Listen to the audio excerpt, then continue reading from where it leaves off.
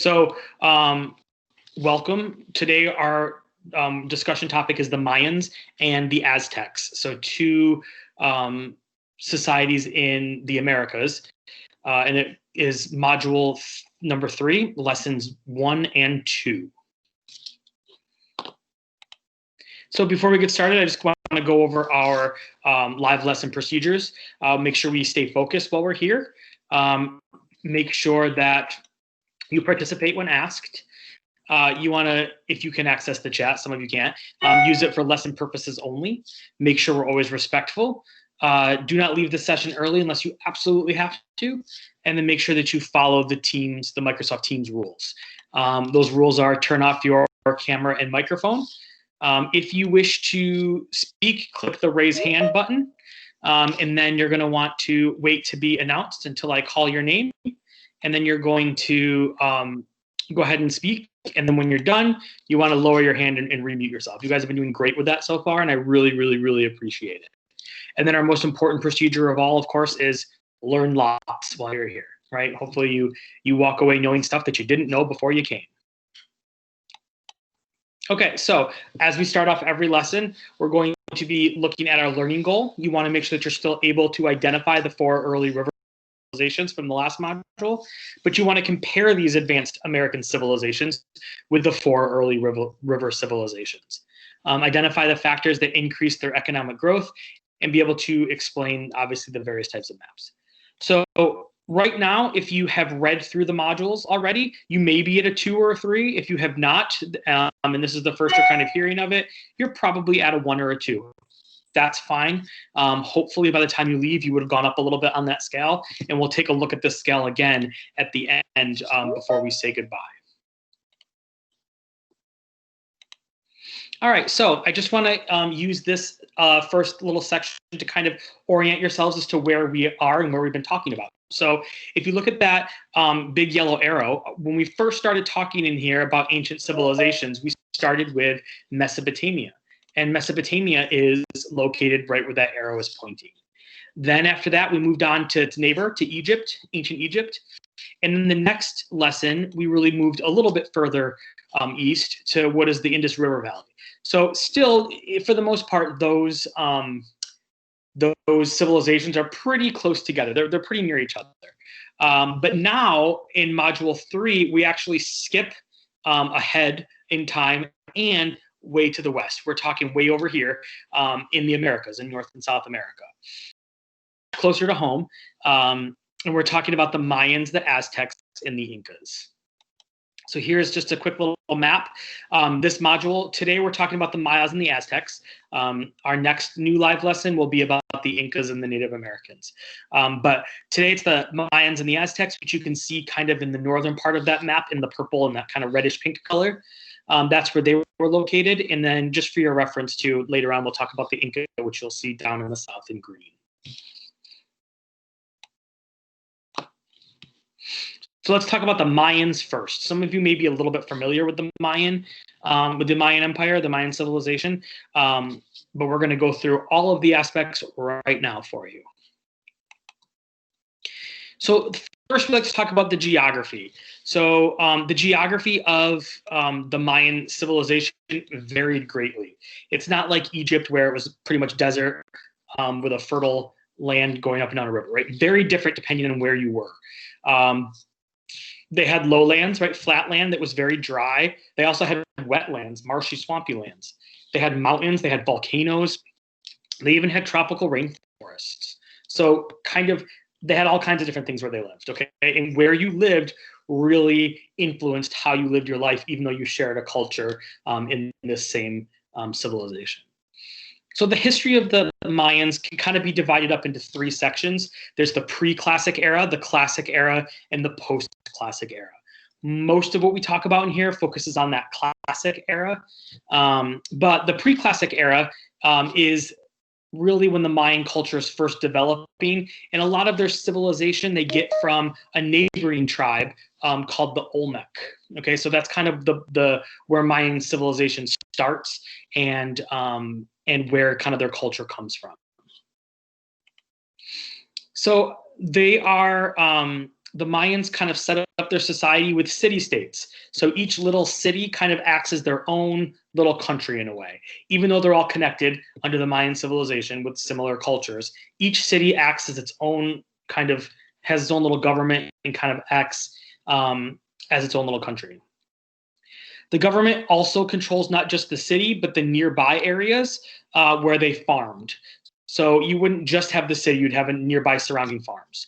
Most people lived in these small villages outside the main cities because most people were farmers. They did have local chieftains or chiefs that ruled the village. The cities were surrounded by water lots of times, almost like a moat, right?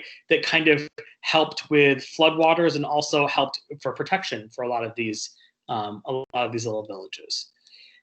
They also had, in the middle of these cities, lots of them built pyramids, much like the Egyptians did. The difference is, whereas Egyptian pyramids were kind of flat-sided, the Mayan pyramids looked almost like stair steps going up. Okay, but they still had pyramids, and usually they were located kind of in the middle of their city-state. So the farms, these Mayan farms, like we said before, they're grown in the small villages that are located outside of the city. They were really small, but they still were able to grow a surplus, right? More food than what they actually needed. So that increased food, that surplus in food, they were actually able to give that to the cities. And lots of times the cities forced the farmers in terms of taxes to send them food. So instead of today, your parents will pay taxes and that's money, but back then their taxes were food to feed the nearby city. In return, these farms got protection, got their soldiers to come and protect them. So it was a complete, it was a trade-off. 2/3 of the crops sometimes were taken as taxes, but that was okay. It was still enough for the farmers to actually live off of. Maize, which is very similar to corn, it's essentially corn, that was kind of the main crop that the Native Americans here grew, that the Mayans grew. Now, corn is actually a plant that comes from the Americas. So no one in Europe or even in the Indus Valley or Mesopotamia, none of them had corn. It was really a unique plant to this particular region of the world. Corn was so important to the Mayans that they actually believed that it was given to them by their gods. So we talk a lot about the social structures of the different civilizations, and for the Mayans, it's fairly similar. At the very, very top of that pyramid, you have the high priest or the king. Sometimes maybe the chief, they'll call him, but that person's born into the role, and they're believed to be specifically related to the gods. Right below them is the council of the priesthood, often made up of the royal family, right, the relatives of the king, and they helped the king make those kind of governmental decisions. Below them is the nobles, and the nobles were scholars and educators, like Mr. Privatera, and they're very highly respected in the society. Merchants and artisans, there's more of them, and that's lower down on the pyramid. They're kind of the business owners and the artists. They're the ones that lived in the cities. And then finally, most people were farmers, right? A majority of the population were farmers, and they're the ones that lived on the farms outside of the city and had to share that food they produced with the cities. So Mayan religion, some kids are very much interested in this aspect. So it was a large and central part of their culture. Religion was very, very important. And Mayans had a theocracy, which meant that the religion, the government, was really the same thing. It's not like today where church and state are separate, right? Their government and their religion were very, very closely tied. There was a lot of rituals in Mayan religion, right? Lots of things like sacrifices, sometimes human, but lots of times animals with the Mayans. They believed that the gods controlled the earth. And so if there was something like a drought coming through or an earthquake or something, they might think that the gods were angry. And so they would sacrifice someone or something to try to make the gods happy again. They believed that each person shared a spirit or a soul with a spirit animal. So their soul was shared with a specific spirit animal. Mayans in particular, it was the jaguar that a lot of them had a spiritual connection with. If you ever go to a Mayan ruins, you might see lots of carvings of jaguars as you go by. So the land itself was sacred. Mountains, springs, caves, special importance were kind of placed on these places because that's exactly where they thought the gods lived, right? They were closely tied to the earth. So here are some of the Mayan gods. I may butcher some of these names, I apologize. But there's Ichel, which is the moon goddess. She's pretty much the goddess of women, the goddess of pregnancy, childbirth, and women's crafts, okay? Apunch was the god of death and destruction, right? He's the one that brought disease associated with war, and he kind of oversaw the Mayan underworld. It's Zamna. He was kind of the principal god of the Mayans, the one who ruled heaven day and night. He was also the one who kind of created medicine. And he's often kind of looked at as being wise. So lots of times he's portrayed as being older because there's the notion that, you know, if you're old, you're wise, you've seen it all. Kukulkan was the feathered serpent, another very important figure. And if you ever go to a Mayan ruins, you'll see lots of the feathered serpent carvings and things. He is kind of the one who was said to have created humans. Some myths say that that's the god that brought them maize or corn. And he's also the one that allegedly taught them how to look at the stars and learn astronomy and therefore have their calendars. So let's look at some of the achievements that the Mayans created. So the Mayans were also good at creating what is similar to our paper today, but they didn't call it papyrus, they called it codices. And they also had a hieroglyphic form of writing, but lots of times their writing was more like an art form. It was highly detailed, actually really beautiful, and lots of times it was carved into the sides of their buildings. They were really good at astronomy and mathematics. One thing that they kind of developed was the concept of zero. Now, today we think of zero as, kind of, duh, obviously zero exists. But that was really a big shift in how we looked at mathematics, right? The concept of zero was a big deal, and it makes math make more sense, right? Without it, it's a lot more difficult to kind of comprehend. So that was a big advancement that the Mayans had. They also developed a ball game that's similar to soccer, I guess, is what you can look at it. It's played on stone courts, and players could only use their hips, their elbows, their knees, and their heads to try to move that ball around. And instead of scoring in a goal, there was like a ring that was really high up that they have to hit the ball through the ring. So definitely would have been an interesting sport to have seen. But every city-state would have had their stadium, and people would have come to watch, and the different city-states would have played each other. Very interesting form of entertainment. They also had slash and burn agriculture. So you can't always plant your crops in the same spot all the time. The soil kind of becomes not very good after a while. So because they're surrounded in rainforests, some of the areas of the Mayan culture would actually slash and burn, slash the trees down, and then go ahead and burn it. They would clear away parts of the rainforest. We do the same thing now in Florida when they're building new neighborhoods. They usually will control burn, we call it, the different areas. Now, not only does this provide new farmland for the Mayans, but also it actually adds nutrients to the soil and makes it better for growing crops again.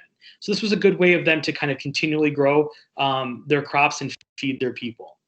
They also had a really advanced system for collecting rainwater during times of drought. They also had canals, right, to kind of direct water where they wanted it to go. They built these observatories, and here's a picture of one here. I think they're really interesting.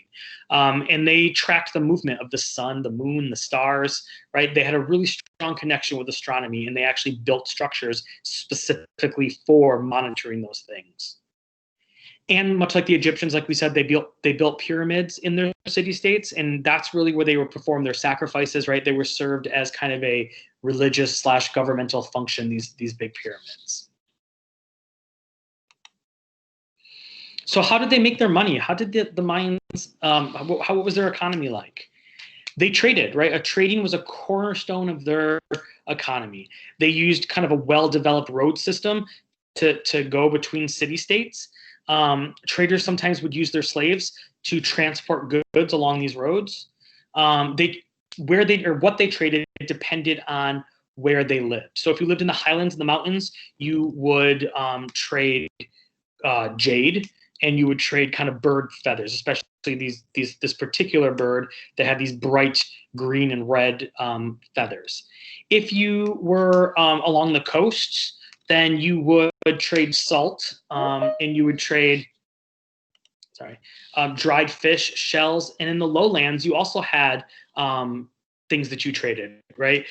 You would trade, you would trade some volcanic rocks sometimes that they would trade, lots of different items. So depending on where you lived was very dependent on what it was that you were trading. And then the downfall. Unfortunately, the Mayan civilization doesn't last forever. So what are the two main reasons of their downfall? Really, it's food and probably war. So we are pretty sure that the growing population, the Mayans really got too big, too many of them. And then they kind of had a hard time feeding all those people. And it led to food shortages. And that food shortages were made worse by the soil erosion, right? You can't always plant crops in the same area. The climate change, right, and droughts, right? There was subject to lots of droughts. Can't grow your crops if it doesn't rain. War is another big reason for their decline. They had a rebellion, a couple of rebellions. Some local leaders rebelled against others. One of their main cities of trade collapsed under one of these rebellions, and that really just hurt the economy, and they were never fully able to recover. Also, they had some neighboring tribes that would attack, and over time, those attacks kind of left the Mayans weak. It is important to know, though, that after the decline, the Mayan people stayed kind of weak. They don't ever kind of rebound. And the Mayans that were left, unfortunately, when the Spanish came, brought their diseases with them and killed about 90% of the Mayans that were left. So there are still Mayans that live today, people of Mayan descent, that live today in Mexico and in Central America. So it's not like they all died out or they're gone forever, right? Their descendants are still very much part of the Mexican culture and heritage. So that's important to know as well. And really one of the things that makes the Mayan culture so exciting for some people is because they have lots of ruins that are still there. Lots of different structures that are still standing. Lots of times people will go when they're on cruises. They'll go to the Mayan ruins. Here's just a couple of pictures of some of them. Chichen Itza is a big one. Tulum is one of them as well. Koba is another one. So lots of these city-states still have standing structures that you can visit. All right, time for the pop quiz. You guys ready? Hopefully you guys raise your hand when I call on you. You're going to unmute yourself and answer the question. Hopefully we will have all kinds of correct answers for me, okay? And if you're not right, that's okay. No problem. So let's see what we got, okay? Let's see what we can do. First question for the Mayans is, which architectural design was used in both Mayan and ancient Egypt civilizations? So which one? Ziggurats, pyramids, observatory, or obelisks? Which one did both the Mayans and the Egyptians use? Let's see, Lauren, what do you think? Pyramids. I would agree, right? So here, this picture, guys, shows both the Egyptian and the Mayan pyramids. You can see they look a little different, right? The Egyptian one is, like I said, has more straight angles, whereas the Mayan one is kind of stair-stepped. Different stones means they're slightly different colors. The Mayan one has stairwells going up the side of it. But largely that's because of the purposes they served, right? A burial chamber versus a religious kind of structure where they would have ceremonies. Okay, so the Mayans and the ancient Egyptians were alike.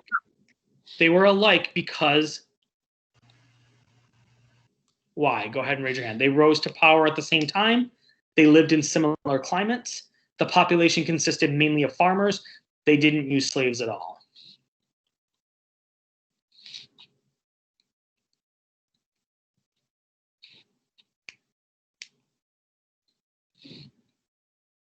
Marcus, what do we think? C, consisted mainly of farmers. I would agree. Good job. Right? They consisted mainly of farmers. Which of the following is not another way that the Egyptian and the Mayans are similar? So this one is which one is not? Okay, so be careful. It says they studied astronomy and developed calendars. They both grew maize and beans to eat daily. Their history can be broken down into 3 periods, and they both traded with nearby civilizations. So in other words, 3 of these are true, and 1 of them is not true. Which one is not true? I'll give everyone a second just to think about this one. Which one is not true?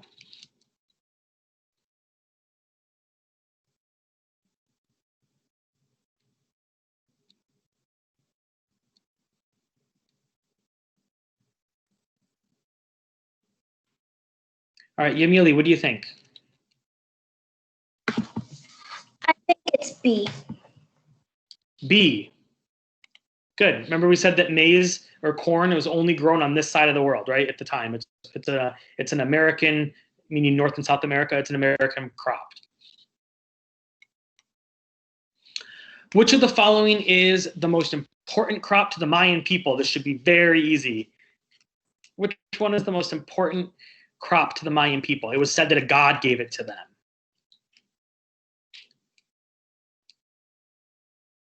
Banana, sweet potatoes, maize, or melons?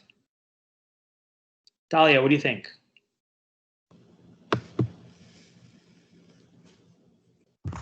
I think that it is C, the maize. Correct. Good job. Quiet. She was running or walking somewhere. Okay. The next question is, many Mayan traditions can be traced back to which group of people? Which one came first? The one that kind of in that pre-classic period.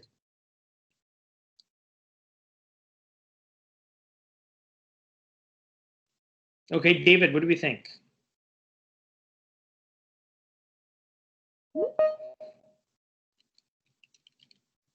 Okay. Mio Anmi, someday I'll get your name right, I promise. Tell me your name again and then answer the question. Miani. Okay. And A, Egyptian. Okay, so remember the Egyptians and the Mayans are actually on opposite sides of the world. So they don't have any interaction with each other. They have some similarities, but they don't ever actually interact. David, what do you think? Oh, sorry. My hand was raised from the corn question. Oh, okay. Let's see. Lauren, what do you think? The Olmecs. The Olmecs. Good job. Okay, and then which contribution of the Maya compare to the Egyptians' use of papyrus? So remember, the Mayans have something that's very much like papyrus or paper. What do they call it?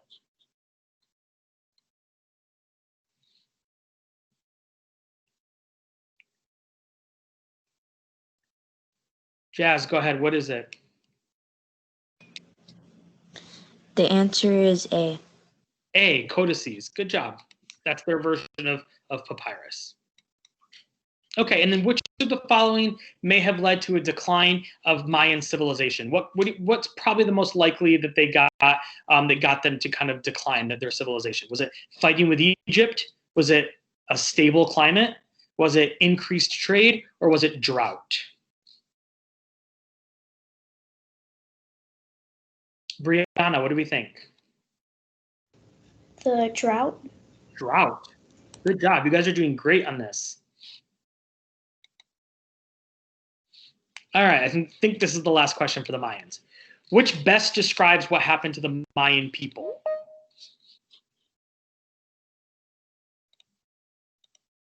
So which best describes what happened to the Mayan people?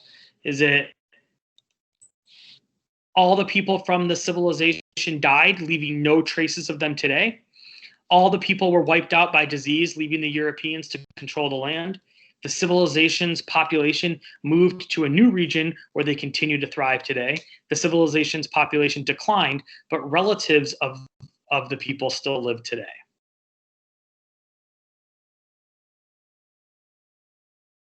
Juan, what do we think? D. D. I would agree. There are still many people who live in Mexico and Central America that are descendants of what were the Mayan people. Okay, good. We're going to move on now and talk about our second group, looking at lesson 3.02, the Aztecs. And we're going to actually spend a minute at the end talking about the assignment for this. So assignment 3.02. Okay.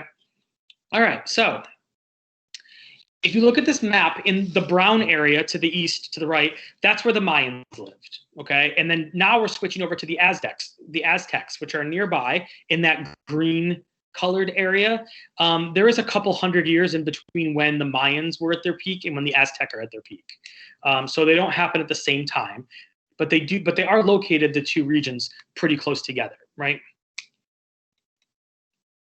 So let's talk about the beginning of the Aztecs. So the Aztecs were a small nomadic tribe, kind of in the northwestern area of Mexico. According to their legend, now whether or not this is true, we don't know, but it's part of their legend that they believed in. They were told by their god that of the sun and war, their main god Hipocholichi, that they were going to move, that they should move to the south.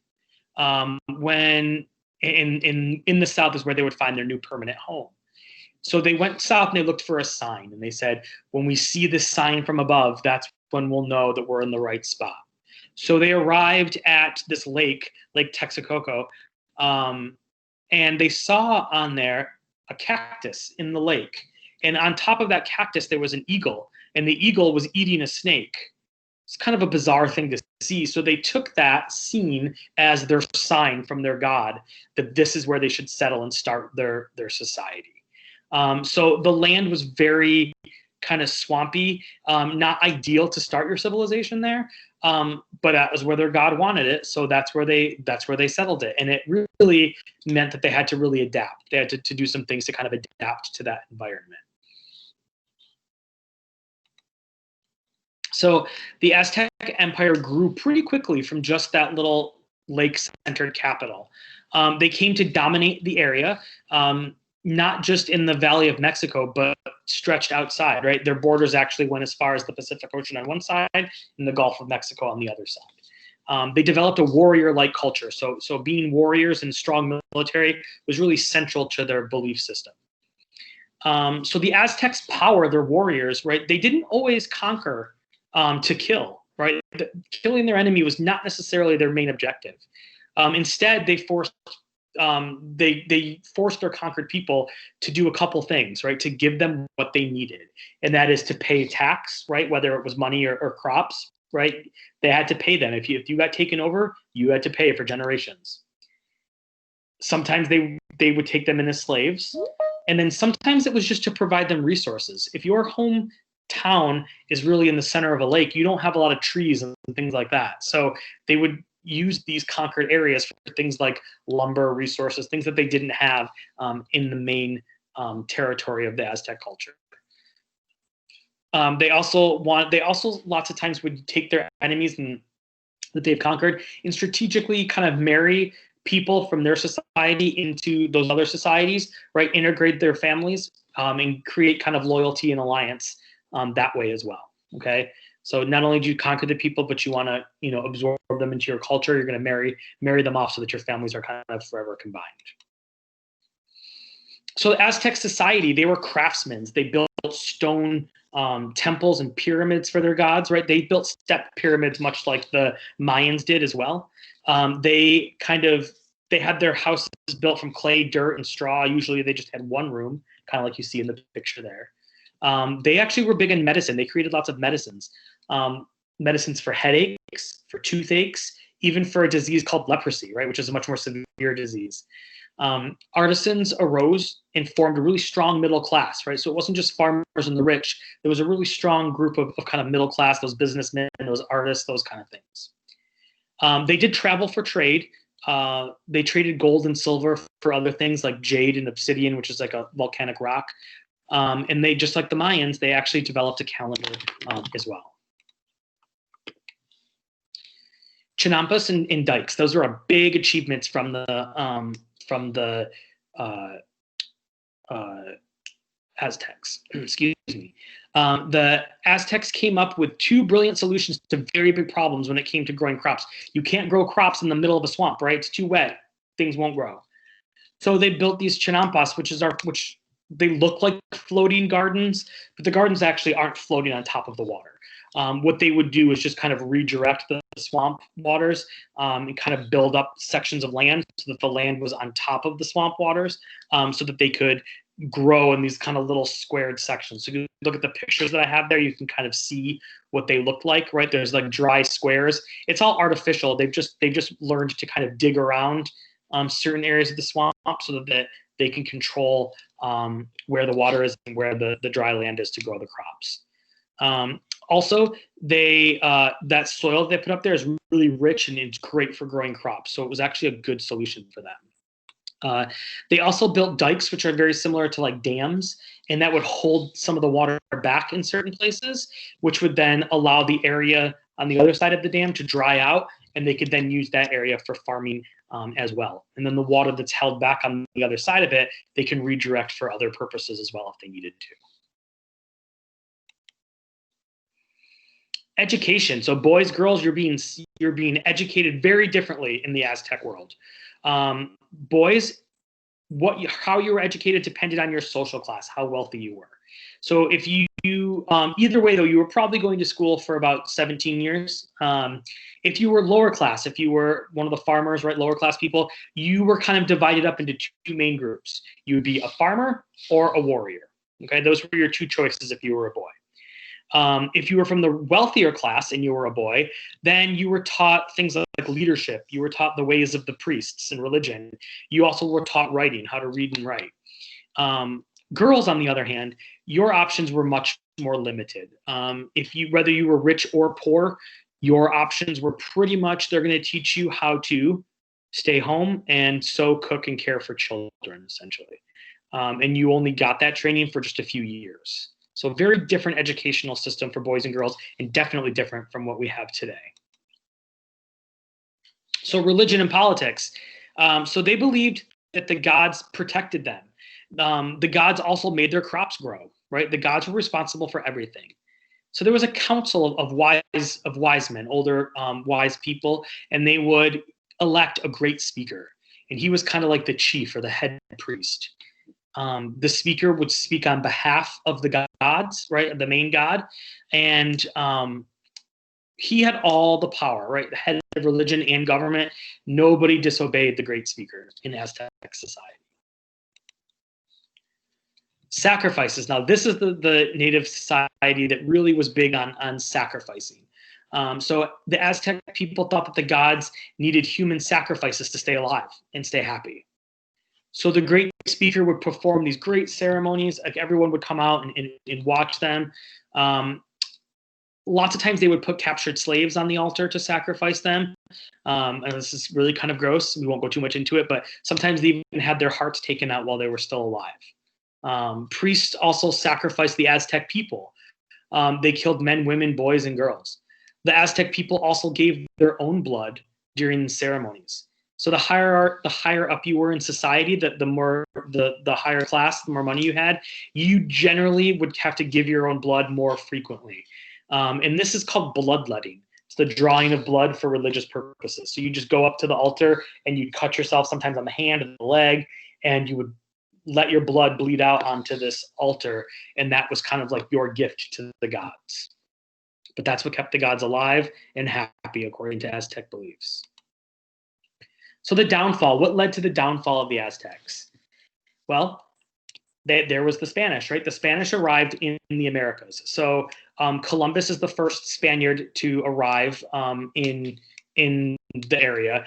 And after he comes back to Spain, many more Spaniards come and settle in the area.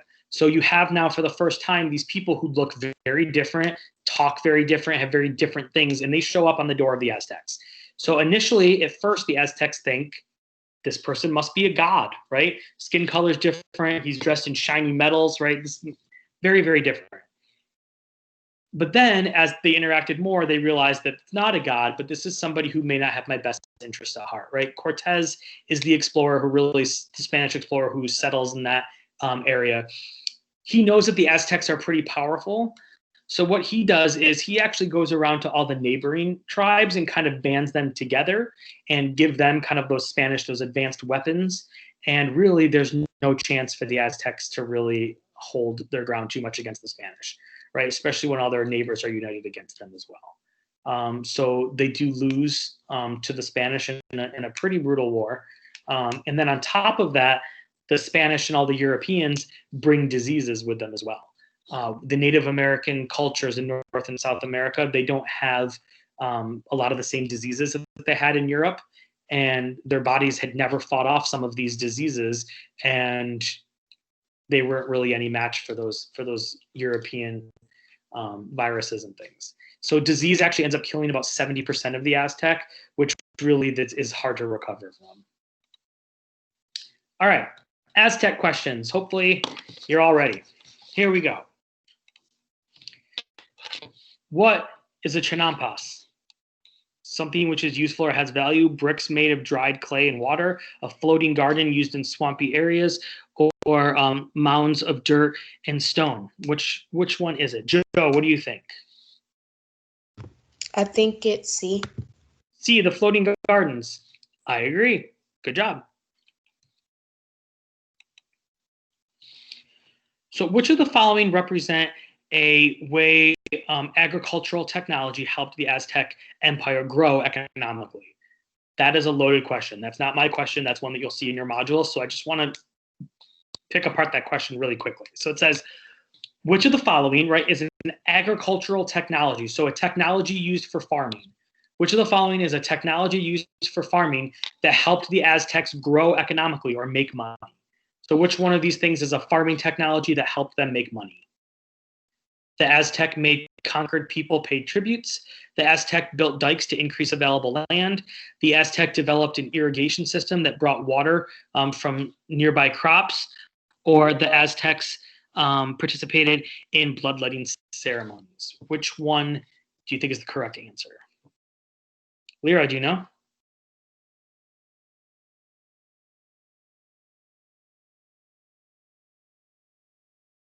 Okay, let's see. What about Davian?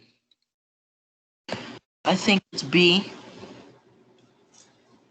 I would agree. I agree. All right, next question. How did the Aztecs increase their economic growth after conquering territories?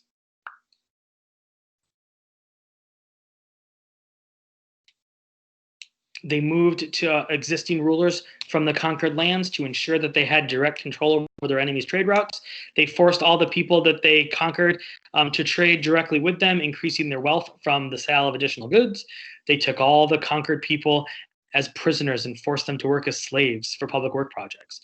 And the tribute demanded from conquered people provided warriors for defense as well as food and resources for their own people. Jazz, what do you think? I think it's D. I think you're right. Good job. We're doing great today with these questions.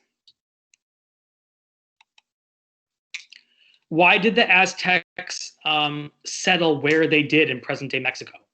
Why did they settle there?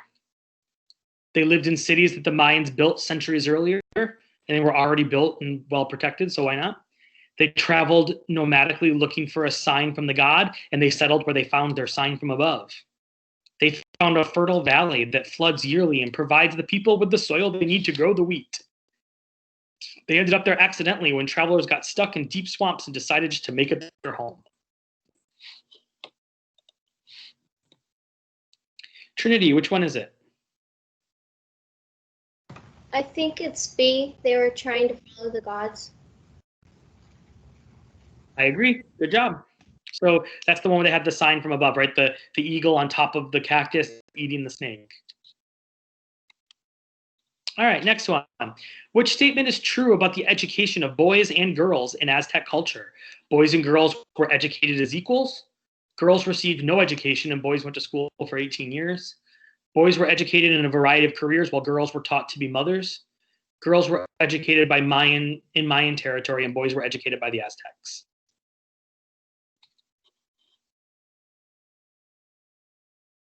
Juan, what do we think? C. Oh wait. You say C? Yes. Good. I agree. C is correct. Okay, what is bloodletting?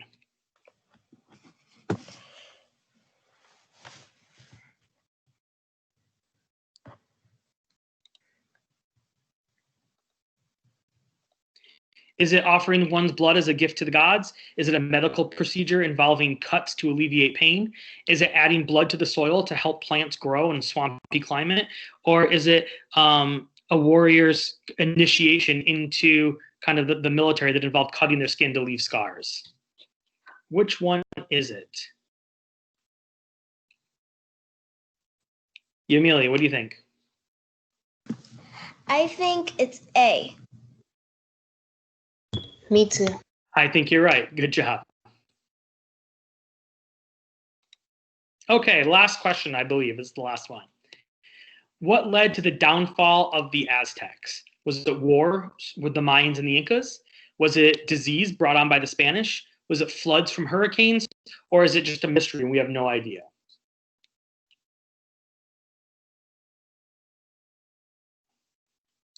Let's see, Marcus, what do we think? B. Say again? B. B, good. I would agree.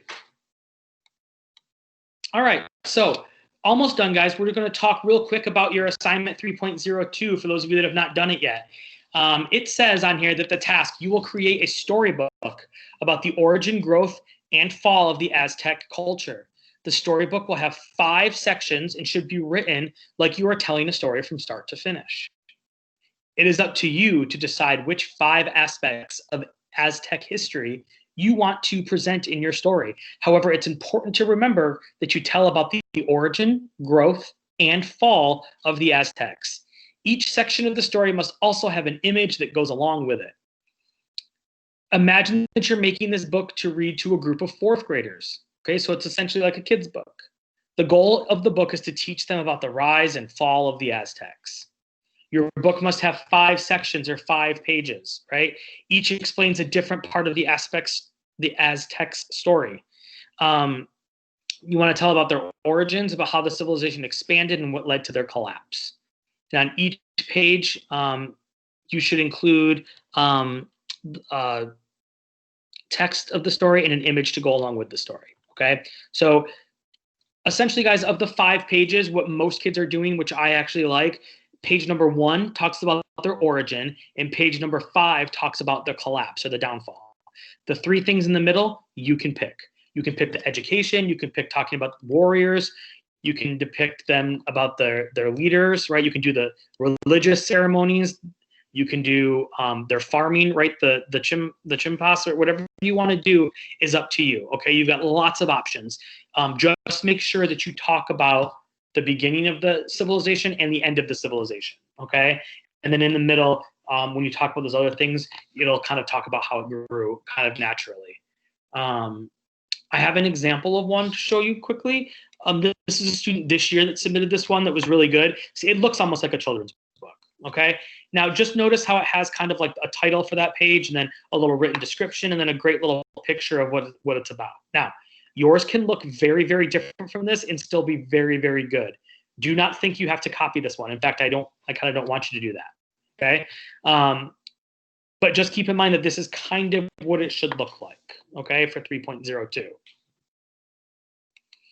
All right, so going back to our learning goal, it is kind of compare the advanced American civilizations with the 4 early River Valley civilizations and identify the factors that increased economic growth and explain the different types of maps. So where do we fall now? You don't, like I said, you don't want to answer this. This is just for you. If you were at a 1, hopefully now you're at a 2 or maybe a 3. If you were at a 2, then hopefully now you're at a 3, maybe even a 4. But hopefully you've gone up on that scale. Remember, if you have not done the readings yet for Module 3, maybe you're still on Module 2, that's totally fine. This will give you kind of a little heads up on what to expect when you go through some of those readings, okay?